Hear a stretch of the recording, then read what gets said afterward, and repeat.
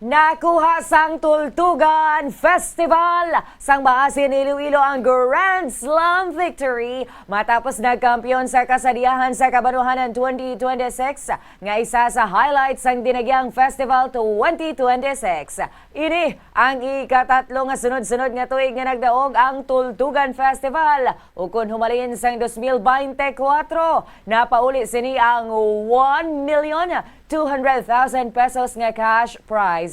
Nakuha man sini ang awards nga Best in Music, Best in Costume, Best in Production Design, Best in Musical Director, Circular Creativity Award, Best in Street Dancing. Gindeklarar naman nga first runner-up ang Kahilwayan Festival sang Santa Barbara Iloilo nga mayara sang cash prize nga 700,000 pesos.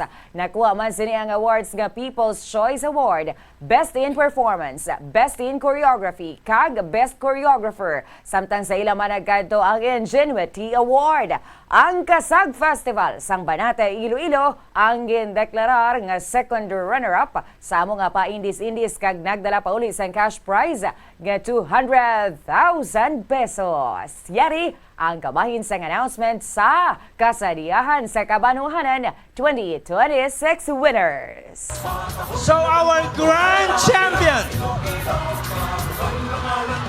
our three-time winner, 3 years in a row, Kasadyahan sa Kabanwahanan 2026 grand winner,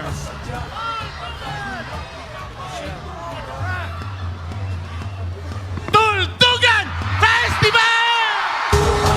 Tultugan Festival! Tultugan!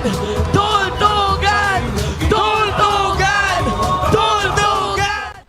Ang paghinugyaw kasunod sang kadalagan sang Tultugan Festival ang three-time champion sa Kasadyahan sa Kabanwahanan nga parte sang Dinagyang Festival. Ang nag-choreograph sa Tultugan Festival sang Maasin amo si Mr. Steven Hacosalem nga amo man ang choreographer sang tribo sa Lugnon sang Haro National High School nga among kampiyon sa Dinagyang Tribes Competition 2026.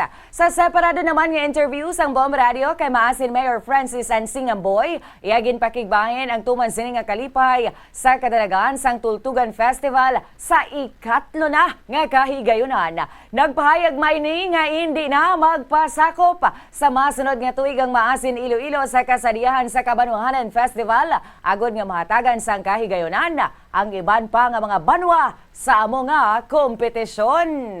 Still, pahinga muna kami and give way to other towns to present sa kanilang tradition at grabe, sobrang happy.